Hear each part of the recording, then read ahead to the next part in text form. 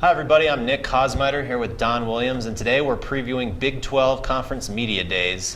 It's getting to be that time of year, and football, Don, is right around the corner, and we'll be in Dallas on Monday and Tuesday to kind of see all the different storylines from throughout the Big 12.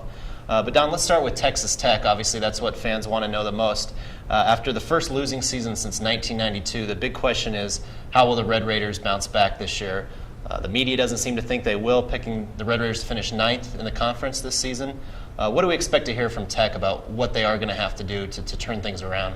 Well, I think they'll hear quite a few questions about several topics. Number one being new year, new defensive coordinator, since this is the 4th defensive coordinator that they've had in 4 years. Art Kaufman comes in from North Carolina, and Tommy Tuberville, he's a guy that Tommy Tuberville knew from way back when he coached for him and some of his SEC stops. And the coaching staff has taken on a little different average age this year with some more senior, I shouldn't say senior, but older coaches on the defensive side of the ball. So you got that element. They'll also, I'm sure, get a lot of questions about the health of all those people that they lost, particularly on offense last year, with Eric Stevens coming back from a knee, DeAndre Washington back from a knee, Alex Torres from a knee.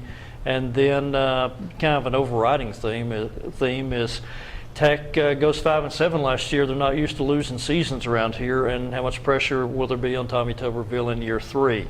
That's the Texas Tech angle. This is, I guess, maybe a first Big 12 football media days for you.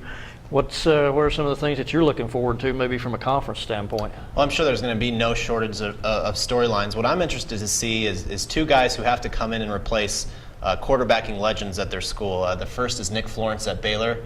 Replacing a guy like Robert Griffin III is no easy task, and obviously he's not going to be able to do some of the things that RG3 was able to do at Baylor last season, leading them to that magical year. But he does have some experience. He played a little bit as a freshman. He got in last year against Texas Tech, and we saw what he was able to do in that game, the Baylor victory. And then you have Wes Lund at Oklahoma State, just a freshman who has to come in and replace the team's quarterback that went to the Fiesta Bowl, and Brandon Whedon. That's no easy task for either of those two. So how those two can come in and try to pick up the pace is going to determine where those teams can kind of finish in the conference.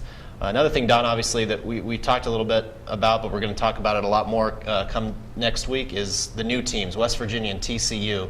Obviously, Texas Tech has a connection to West Virginia with Dana Holgorsen there. And what do you kind of expect from the Mountaineers this season?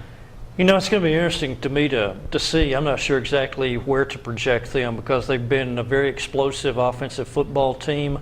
Maybe this is just kind of some provincialism showing. My question is going to be, well, is West Virginia tough and physical enough to play and compete at the same level in the Big 12 that they have for the last few years? They may be a team that kind of resembles a team like Texas Tech has been for the last several years in that, you know, they're proven at quarterback. They have a ton of skill position talent.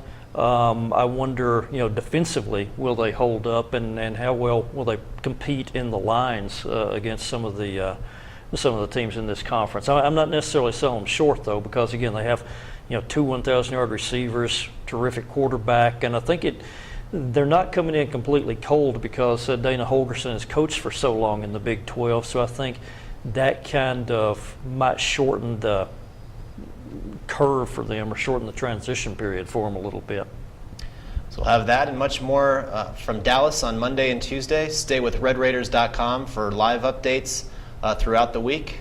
For Don Williams, I'm Nick Kosmiter. Have a great day.